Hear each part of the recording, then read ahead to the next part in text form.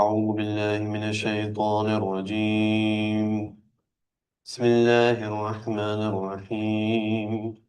الحمد لله رب العالمين، بارئ الخلائق أجمعين، ثم الصلاة والسلام على أشرف الأنبياء والمرسلين، حبيب قلوبنا وطبيب نفوسنا أبي القاسم المصطفى محمد،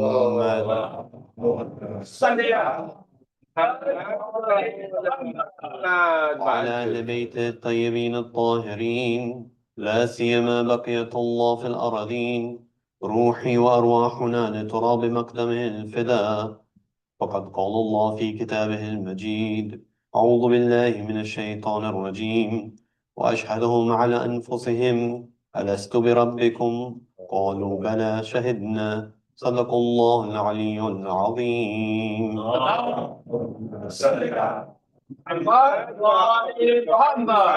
For the hastening of the reappearance of our Imam, please recite a louder salawat.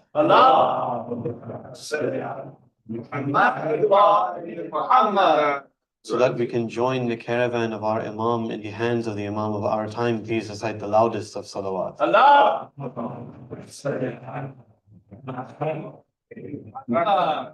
Assalamu alaikum wa rahmatullah. What we had talked about yesterday was that by the acceptance of Tawheed, of this idea that Allah subhanahu wa ta'ala exists and He is my ultimate master and my only master and the master of everything in this world, by accepting that premise and that idea, that concept, that belief, that reality, our world changes. There's a revolution that occurs from within, that no longer is it that my desires, my intellect that leads my path, but rather it is Allah subhanahu wa ta'ala's will that leads me in my life, in every decision, whether it's large or small.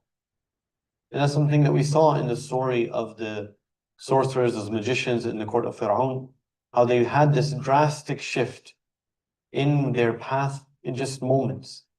That previously they were thinking in a very materialistic sense, looking for this prize and some sort of station with Fir'aun, and few moments later,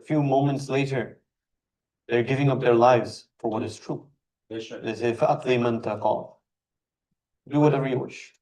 Whatever you want to do, it can only be this hayat al-dunya. You can only reach this. That's what they respond to Fir'aun. And this is a great lesson for us, because we should be seeing that within our lives. That we are saying to the Fir'aun of our minds, the Fir'aun of our time, the Fir'aun that is around us or within us, that do whatever you want, it doesn't matter. Wherever the truth is, I'll go there. Whatever the truth is, I'll stand by it, no matter what. That should be our mindset. That should be how we're moving forward. And this is something, as you know, that should be, quite obvious for us. Much more easily said than done. And it's easy, especially in this setting when we're right here, to say it and nod our heads and say that this makes sense and it's something that we all agree on. It's much more difficult when it's outside of it, when we actually have to apply it, when we actually have to walk the walk. That's when the real test is. That's where it becomes difficult. When we're really put to that test to see, is it truly the case that we are following that path of Allah subhanahu wa ta'ala, that with His will is what's determining what I do. This previous majlis, I said that, we have a homework. I don't know how many actually took it seriously, but I took it seriously. Right? It's something, honestly, we should do. Before we go to sleep, review our lives. Review the decisions that I make on a day-to-day basis, or as a whole of my life that I can remember.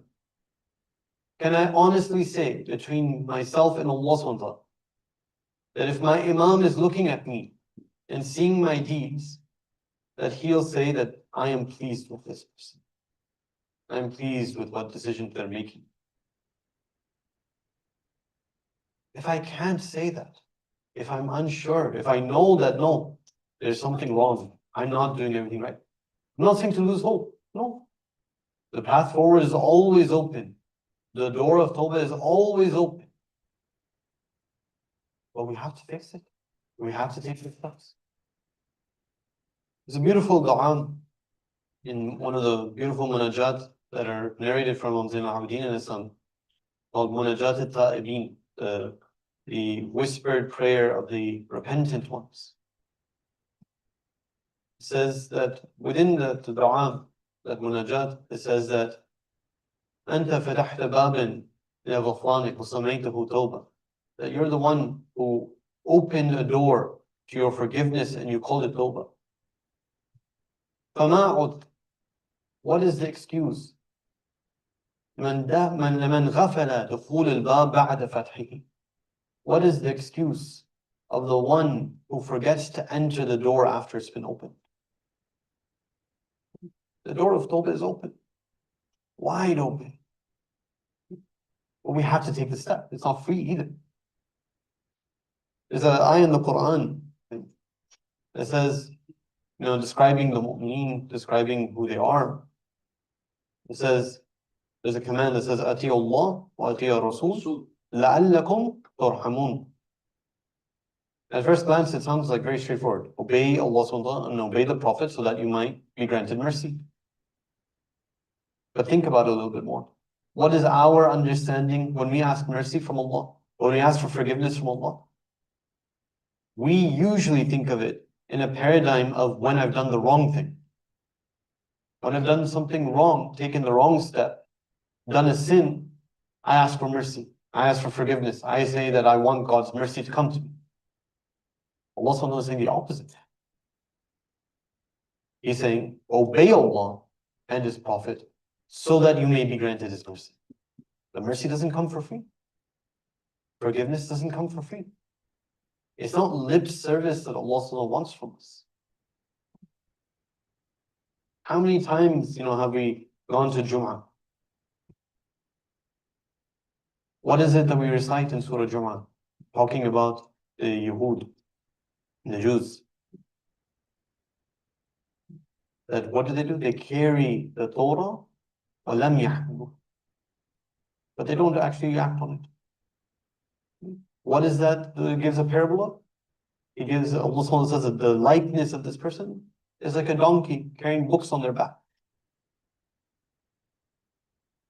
It's not a fake parable. It's not the point of this being in Surah Jum'ah and for us to repeat it is not for us to accuse some other people of something. That's between them and Allah subhanahu wa ta'ala. The point is that I should say to myself, I don't want to be like that. I shouldn't be like that. If I'm carrying the truth, that means it has to seep in within me. Not just be something that I'm just on my periphery. I'm just carrying as my clothing, as my tongue, as something like that. No, it has to be real to me. It has to be about how I live. Now, this idea that we were trying to get to throughout these majalis, inshallah, is that there are opportunities throughout our lives, wherever we look, for us to turn towards Allah subhanahu wa ta'ala. And it's up to us to grasp these opportunities. But some things sometimes hold us back. They make us hesitate. Even though we recognize the opportunity before us, they make us hesitate. One of the things is having this idea that Allah subhanahu wa ta'ala owes me something. As in, like, I've done something and I deserve something from Allah and I need to see it now. There's a story. The story of a famous, maybe it's good to introduce the alim first. There's a famous and very, important scholar that we have that is by the name of Sheikh Ansari. Sheikh Ansari, Sheikh Murtaza Ansari, is someone who lived, maybe you could say 200 years ago or so. He's a great, great scholar. Changed perhaps many of the trajectory of our Islamic sciences, and we owe him a lot. And during his time, he was the marja of the whole of the Shia society. One of the stories of that time, one of the things that he was in charge of as a marja of that time was to hand out the stipend to people who are studying religion. One student, he's narrating this story himself. One student who was, in Karbala at one time, or sorry, he was in Najaf first. He sees that he has some few desires. He wants some few hajat that he has. He goes to Amir al-Mu'mineen's haram in Najaf and he asks for these three hajat. He says, one, I need a wife. Two, I need to have some money to buy a house so that I can live with my wife. And three, I need some more money so that I can, have a livelihood to support myself and my wife. These are the three simple hajat that I have. He goes to the haram of Imam Ali alayhi salam, and he stays there long time, months. He doesn't get any response. Doesn't get any of those three hajat answered. He gets a bit, upset. Says, okay, I'll go to Karbala. Goes to Karbala. In Karbala, he tries the same thing with Imam Hussein. Same thing, 3 months or so he spends there, asking every day. These are my hajat. I need this. Doesn't get answered, any of them. At this time, he's like, I'm done. This whole thing was supposed to work. I asked, I went to the haram in Najaf, I went to the haram in Karbala. What better thing is there? Like, if that's not going to work, then it doesn't work. Then I'm separate me from this Imam Ali and Imam Hussein. It's obviously not working. There's something wrong here, wrong with them. Right? Obviously, he didn't say this in words like this, but in his attitude, this is what it is. One day, he came to the haram of Hazrat Abbas. And over there, he saw that there is an Arab person holding a young infant. And he puts him on the floor of the zari. And this Arab, with a very, very harsh tone, says to Hazrat Abbas, says, Ya Abbas, this infant is sick. I'm going to do a tawaf. I'm going to go one round around. He better be better. This guy is thinking to himself, this person observing this talabi, this student of the Hawza is saying, like, I've been trying this for 6 months. Haram of Imam Ali, Haram of Imam Hussein, not working. This Arab thinks that he's good. I just want 3 simple things. He wants his son that's crippled to sort of become cured in one go, like this in an instant. But that Arab goes one round and sees that his child starts to jump off. MashaAllah, MashaAllah. Narai! Wow. This talibid, the student, is confused. Now he's even more upset. He doesn't get less upset, he's even more upset. He's like, what is happening? I've been trying this for 6 months and it didn't work. This person just said one thing and it's a much bigger thing than what I wanted. What's happened? He goes back to his hujra, the room where students reside in the Hawza, and single students specifically. And eventually, maybe a few days pass, and someone knocks on the door. Goes to the door and says that Sheikh Ansari wants to see you. And he's coming himself. And he's worried now. Because this is the person who's the head of all of Shia, right? He's their, head of the Hawza, he's the one in charge of everything. He's thinking to himself, well, these past 6 months, I've probably not been studying very well. I'm about to get kicked out, right? Because the head of the Hawza, how would he even know me? Right? I've never talked to him, never spoken to him, never done anything. He comes to his door, and Sheikh Ansari gives him 3 things. He says, 1, this is a lady. Go to her door. They're willing for you to get married to her. 2, here's a packet of money. This is for you to buy a house. And 3, here's another packet of money for you to have a livelihood with. Just one thing. This is just one thing. Don't have this ever, that you can demand from Ali and Hussein, and if you don't get it, that you become upset with them. You separate yourself from them. You should. That can never happen. These are stories we have. If we want to start on the stories that we have of the ulama, of these relationships with the imams, will never end. Will never end. Like stories beyond understanding, stories beyond what we've ever heard before, will go on and on and on. Right? The amount of stories from reliable sources, right? The stories I'm talking about, reliable sources. Okay? Beyond, let's give one more, because sometimes it's good to hear these stories. Same thing about Sheikh Ansari. Sheikh Ansari is giving his usual lesson, his highest level of, fiqh and usul in the Hawza is what's being taught, in jurisprudence and the principles of jurisprudence. One of the students there who's sitting in this, class is not the smartest, not really understanding things. He's, a bit sort of not getting it. But one day, the student in his dream sees Amir al-Mu'mineen, and Amir al-Mu'mineen says Bismillah in his ear. Okay? The next day, he wakes up and all of a sudden he understands everything. He's going to class and he's, everything that Sheikh Ansari says, he has a response to. He has, another thing. He's like, did you think of this? Did you think of that? Did you think of this? This goes on for a few days until some of these started getting a bit too much about how he was doing it. So at the end of class, Sheikh Ansari tells him, wait. He says, look, he brings him close to him and says this in his ear. He says, look, the same person that said Bismillah to you in your dream went all the way to what Allah means to me. So don't think it's just you. Don't think that you have that. Just wait a little, be a bit calm. These are our ulama, right? Our ulama have had these relationships with the imams because they lived Islam. They lived Islam. You look at the way that Sheikh Ansari lives, how he lives his life, it's mind-boggling. There's no doubt, no separation between his will and going immediately with what Allah wants from him.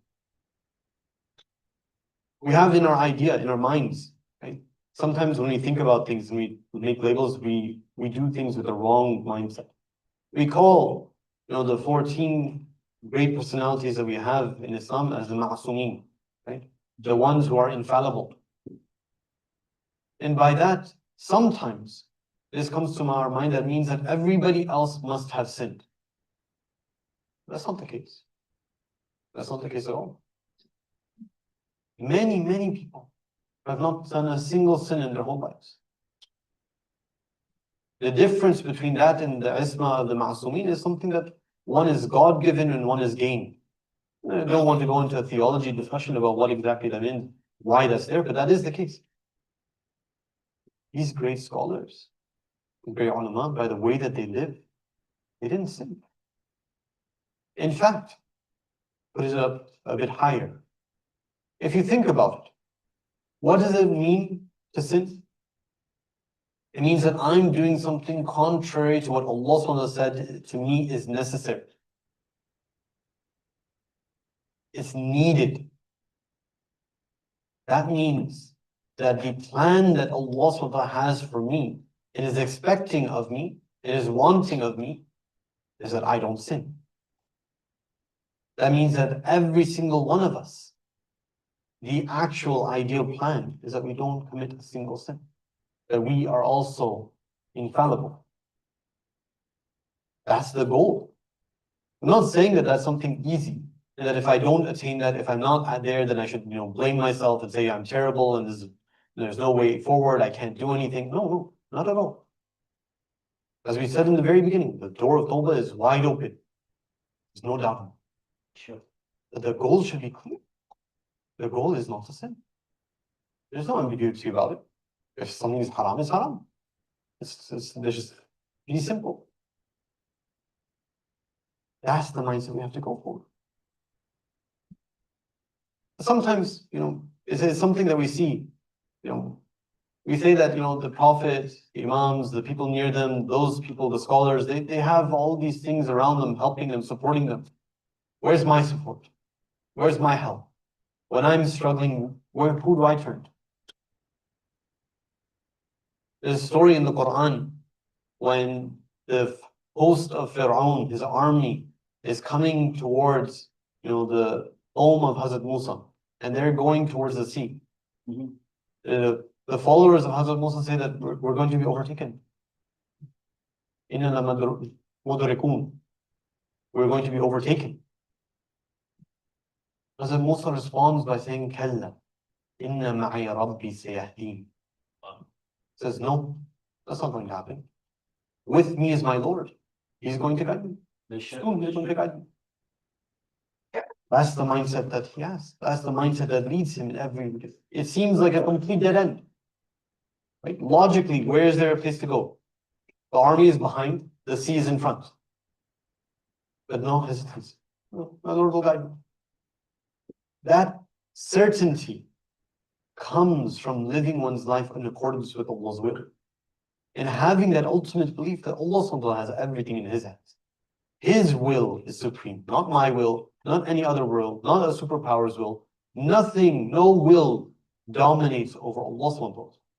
His will enforces, His will is enacted within this world. If I have that as a cornerstone, then that's what. But I say to myself, well, Musa had a staff.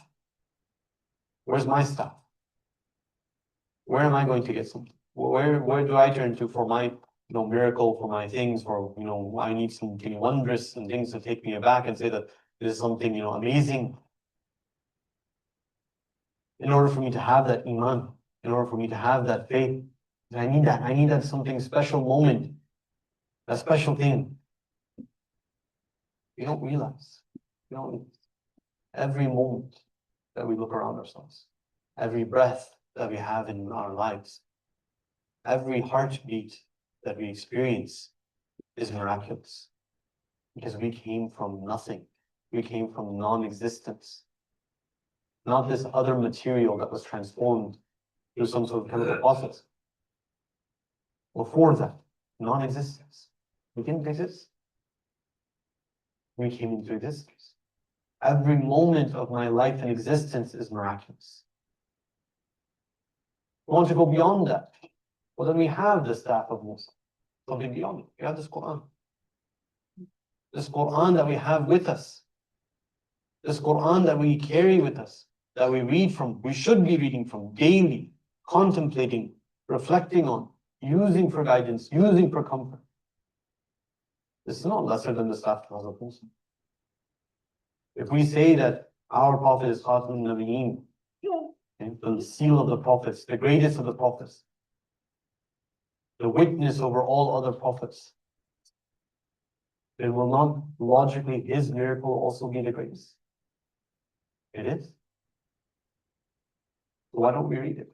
Why don't we pay attention to it? Why don't we reflect on it? It should be a cornerstone of our life. Every time I feel distressed, I feel there's no way out, I feel there's a dead end, here's where I turn. It's right there. We have no excuses, right? The excuses that could have worked in a previous time no longer work for us. In a previous time, I could have said that, well, not everybody is rich enough to own a copy of the Quran. And paper is expensive. Writing that down from beginning to end, if you're going to have it on each page, that's crazy expensive. Who has the ability to do that? Right? In the time of the Prophet, that's what it was like. Not like everybody had a Quran in their house. They had pieces, one piece, one line, one page. That excuse doesn't work. I can't even say that if I want to reflect on the Quran, I have to learn Arabic. Well, yes, ideally we would. Let's not, take that either. Ideally, we would all study Arabic, at least the Quranic Arabic, to be able to understand in a very primary way the words of the Quran. And that too is something that's becoming more and more accessible.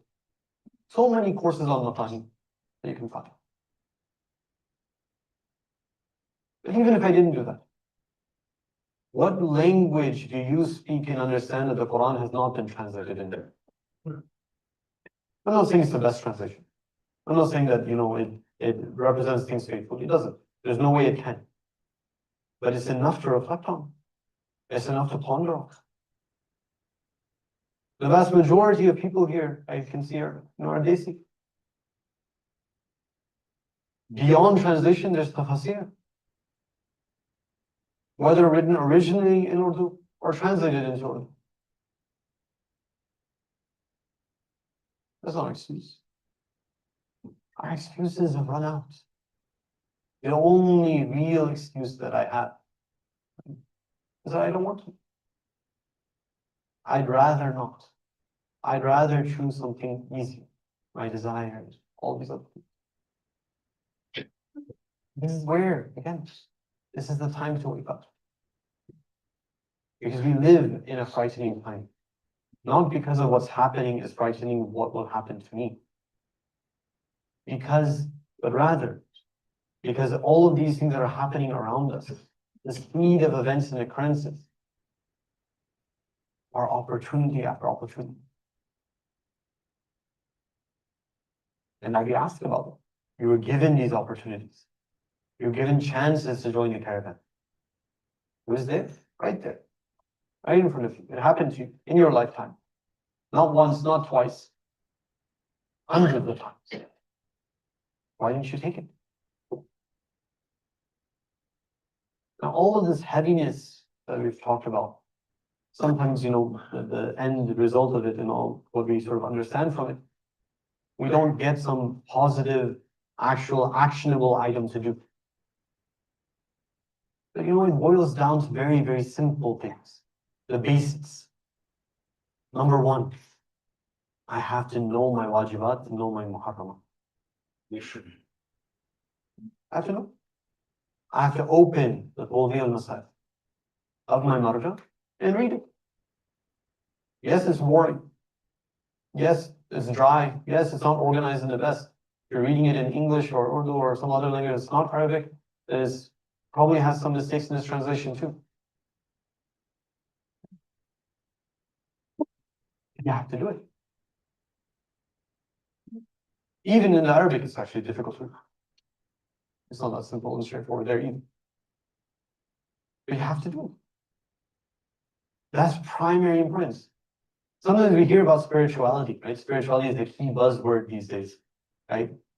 Everyone wants to feel spiritual. Everyone wants to have this, new age spirituality, take them, and sort of feel this sort of tingling feeling on the inside and say that I was connected to this thing in the beyond and I felt it. I felt God's presence in my life and it made me feel great. And that's not Islamic spirituality. If there's a thing called spirituality, that's not it. What we are commanded to do to attain the highest of levels is obey Allah. That's it. There's no shortcut. There's no way around it. There's nothing, absolutely nothing I can do that will be a substitute for it. Now, don't take my word for it. My word doesn't really mean much. Don't take the Imam's word for it. There's a companion of the 6th and 7th Imam by the name of Jabir ibn Yazid al-Ju'fi.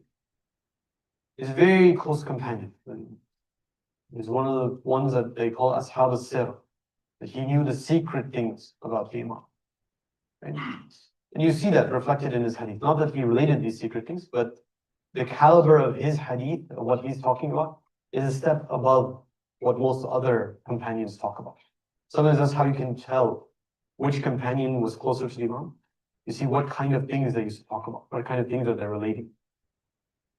This is one line from a very lengthy hadith. Imam Sadiq alayhi salam, he says, اللهم صل على محمد. He says, Ya Jabir, man ata Allah wa habbana fahuwa waliyuna. The one who obeys Allah subhanahu wa ta'ala and loves us is of among our awliya. This is among our close companions, close friends. وَمَنْ عَصَى اللَّهِ, the one who disobeys Allah, لَمْ يَنْفَعْهُ حُبٌّ. Our love that's in his heart doesn't benefit him in the slightest. The criteria is clear. If the love is not leading to the obedience of Allah, then that's not love. That's not the love that counts. Again, it makes sense. If you ask any logical person, you present your deen to them, like even a third party could understand that. That if your whole religion is about reaching Allah, and Allah subhanahu wa ta'ala wants you to do A, B, and C, and you don't do A, B, and C, Are you achieving your goal? Well, no. It's pretty simple and straightforward. And it takes hard work to do it, and changing sometimes of the way that we think about it. We have to see the world in a way that this is the absolute reality for us. That it's not a fairy tale, Jannah and Jahannam. Please say salat ala Muhammad wa ala اللهم صل على محمد وآل محمد. وأجل فرجه. It's not a fairy tale. It's something absolutely real. My mabda and ma'ad are real to me. Where I came from, where I'm heading to is real to me. Without that, this all falls apart. We have another hadith, and in the interest of time, I'll end on this hadith. There's another hadith from Imambargah, and he says, اللهم صل على محمد وآل محمد. says, لا فضل كالجهاد. There's no grace, there's no dignity, there's no honor like jihad. ولا جهاد كالمجاهد الهوى. And there is no struggle in jihad like fighting your desires. That is the ultimate that we have. It's not a struggle that can ever be finished. It's not a struggle that will ever be. It's something that we have to do throughout our life. And yes, there will be struggle with that. There will be difficulty with that. But without that, no matter what I do, I'll be living a false life. And this is something we inherently know. Right? You think about it, right? When you're raising your kids, you say that, what do they want to do? Obviously, they want to watch TV, play games, right? Play video games all day, watch YouTube, whatever it is, right? Hopefully they want to play sports, that's a bit better. But that's what they want to do all day. You tell them, sit down, do your homework. Sit down, study. Sit down, do this. Most kids, they don't like it. They don't. They'd rather not. They'd rather do anything other than that. No matter how much you tell them that, hey, look, this is better for you. You need an education. You need to learn how to read and write. You need to learn how to do math. It's going to be better for you. It's going to be better for you. You're going to need to use the skills later on in your life. No matter how much you tell the kid, they don't see. They don't understand. In some ways, if you look at us before Islamic teachings, pre-Islamic teachings, we're like a little kid. We don't get it. We don't get it. And so in reality, if I look to myself and I see that what I obey the most are my desires, my lowly desires. That's what I obey. Wherever it pushes me, I go. I'm just, this leaf fluttering in the power of the wind of my desire.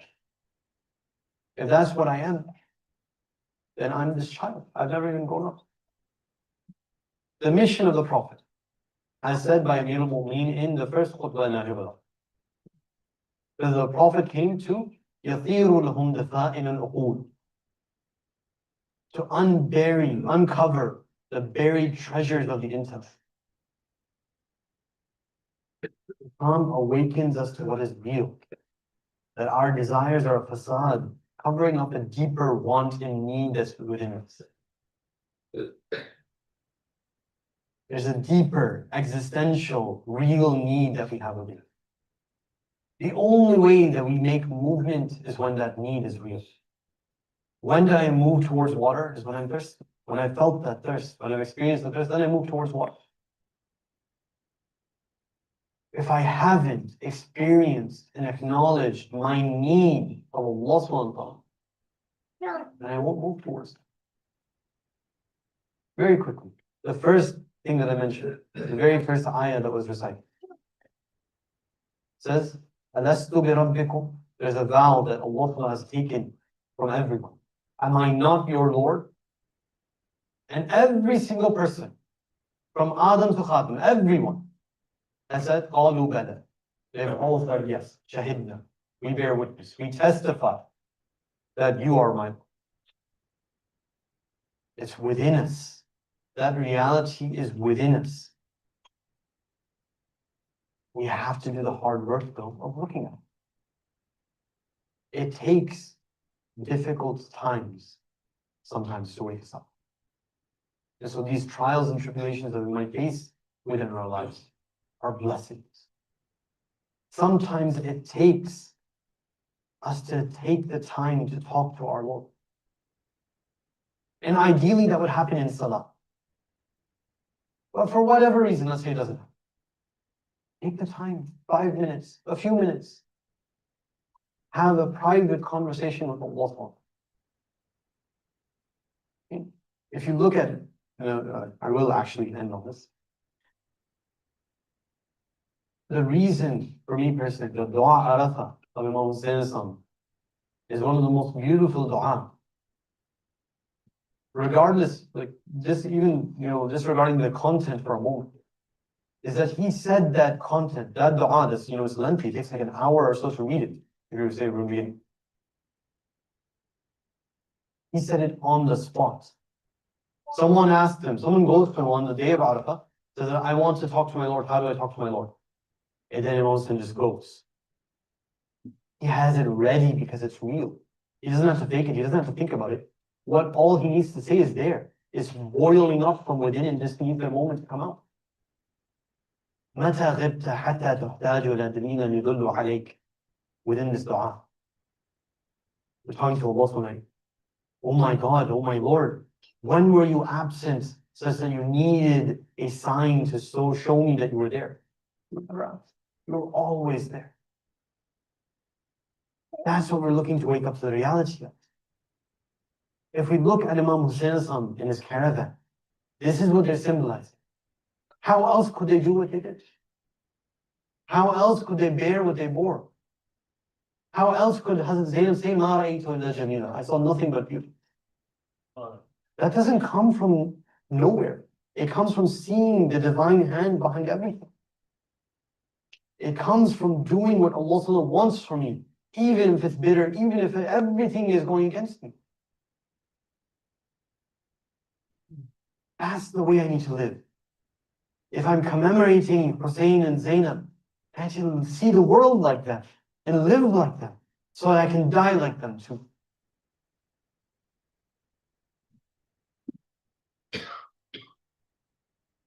اللهم صل على محمد وآل محمد. اللهم صل على محمد وآل محمد. اللهم صل على محمد وآل محمد. السلام عليك يا أبا عبد الله وعلى الأرواح التي حلت بفنائك. عليكم مني سلام الله أبدا ما بقيت وبقي الليل والنهار ولا جعله الله آخر لحد مني لزيارتكم. السلام على الحسين وعلى علي بن الحسين وعلى أولاد الحسين وعلى أصحاب الحسين. Brothers and sisters, there are many companions of Abi Abdullah Hussein. Today we want to commemorate for a few moments one of the special companions by the name of Khor ibn Yazid al-Riyahi. Now Khor is a special case if you think about it. Before I actually go to the musibah, I want this to be clear. We don't want to live our lives like how Khor lived his life. Because he was at the tipping point, the very edge point of a knife, where if he just stayed on one side for one moment longer, he would be in Jahannam. So it's not a life to live by in that sense. But the decision and the determination and the will that he had to make the right decision in the end That's what we want to live by. But Imam Hussein's son is going towards Kufa. He's stopped by Hor and his army. As mentioned yesterday, one of the most heartbreaking moments happens here, where Hor and his companions, his army, they've run out of water. They're thirsty, they're lost, they don't know where to go. And immediately upon meeting them and seeing them, Imam Hussein not only gives Hor and his army water, but he gives their horses water. When Hor stops Imam Hussein from moving forward and saying that, you have to come with me, Imam Hussein says, may your mother weep upon you. Hor says an interesting in response. He said that if anyone else from among the Arab were to have said this to me, I would have responded to in kind to you. But I can't. Your mother is Fatima Zahra. I can't say the same thing about you. Perhaps this is one of the things that saves Hor, is respect for the mother of Abi Abdullah. When it comes to the day of Ashura, on the night of Ashura, Hor approaches Umar ibn Sa'd. He says, أَتَقْتُلُ هَذَا الرَّجُلُ? Are you really going to kill this man? Umar ibn Sa'd says that if it were up to me, I wouldn't. But what can I do? Our Amir has commanded us, so we're going to. Hor's face changes, his complexion changes. The people around him, it's narrated, say that, Hor, if anyone asked us who's the bravest of the Arab, we would have said you. Why are you afraid? He responds by saying that I see on one side Jannah, on the other side hellfire. And I'm wavering between the two.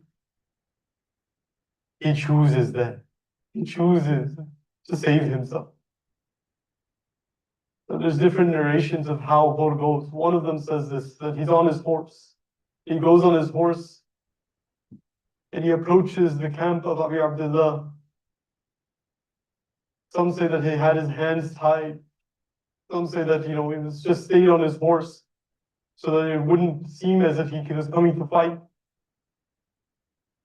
He comes to Abi Abdullah. Think about this, what Hor did to this point. It was Hor's fault that they're at Karbala. It's Hor's fault that they're about to become Shaheed. It's Hor's fault that what will happen to the children, to the women, to Qasim, to Ali Akbar. All of this could be laid at his feet. He goes to Abi Abdullah. He says that I'm trying to repent. Do you see that there's a way back from, that there's a way for my repentance to be accepted? But this is the family of generosity. This is Ahl al-Kiram. They don't hesitate. They don't stop. So Hussein opens his hands, welcomes him. He says, of course, not that you will be, not that your Tawbah will be accepted. Your Tawbah has been accepted. What asks? He says that I was the first to stop you. Let me be the first to die between your hands. There's different accounts whether he actually was the first or not. Some say that he was the first who goes on. He battles violently, tries as much as he could to defend his Imam. But he's struck down. He goes on to Abu Abdullah. Abu Abdullah rushes to his side. The Muqtasid, he wipes out the dirt and dust from the face of Hor. أنت Hor كما تموت. You're free just like your mother named you. Hor في الدنيا وفي الآخرة. Hor, you're free in this life and the next. Now I wish he would stop there. If Hor was the first, he was not the last. I wish that was all that Abi Abdullah had to see. But we know he had to see much more. He had to bear much more. The hair will be gone. Muslim will be gone. Habib will be slaughtered. Ali Akbar.